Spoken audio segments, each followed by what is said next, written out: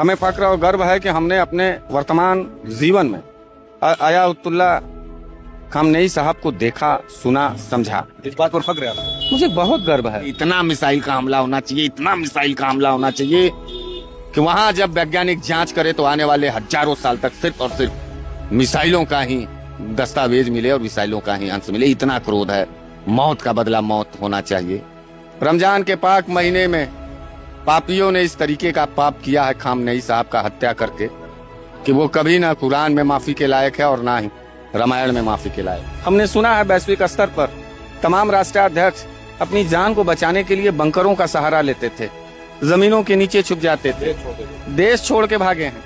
लेकिन खामनेई साहब ने मौत को गले लगाना मुनासिब समझा, ना कि गुलामों की तरह, भगोड़ों की तरह भागने का काम। स्वाभिमान की एक लड़ाई होती है पत्रकार, और जब स्वाभिमान की लड़ाई चरम पर हो जाती है तो फिर वहां जान बहुत छोटी चीज हो जाती है, परिवार बहुत छोटा चीज हो जाता है। मारो तो इस कदर मारो ईरान, अमेरिका और इजराइल को, क्योंकि कमर इस कदर टूटे कभी 7 नस्लों में सर न उठा पाता। खूबसूरत चेहरा, खूबसूरत विचारधारा और खूबसूरत विजन वाले लीडर थे। अयातुल्ला खामनेई साहब भारत के परम मित्रों में से एक थे। भारत के लिए हर समझौता वो करते थे। और मैं ईरान के लोगों से माफी मांगना चाहता हूं कि अभी तक भारत का कमजोर प्रधानमंत्री, डरपोक प्रधानमंत्री, कायर प्रधानमंत्री अपने परम मित्र ईरान के सुप्रीम लीडर के मौत के बावजूद उन्होंने अपना एक भी प्रतिरोध प्रतिक्रिया दर्ज नहीं कराया। लेकिन हम भारत के लोग स्वर्गीय अयातुल्ला खामनेई साहब की मौत पर काफी दुखी। उन्होंने अपने राष्ट्र के प्रति, अपने माटी के प्रति, अपने देश के प्रति अपनी जान को कुर्बान किया, लेकिन अपने राष्ट्र के लोगों का सर झुकने पर मजबूर नहीं किया, झुकाने पर मजबूर नहीं किया, उन्हें गुलाम नहीं बनने दिया। झुके नहीं, गुलाम नहीं बने।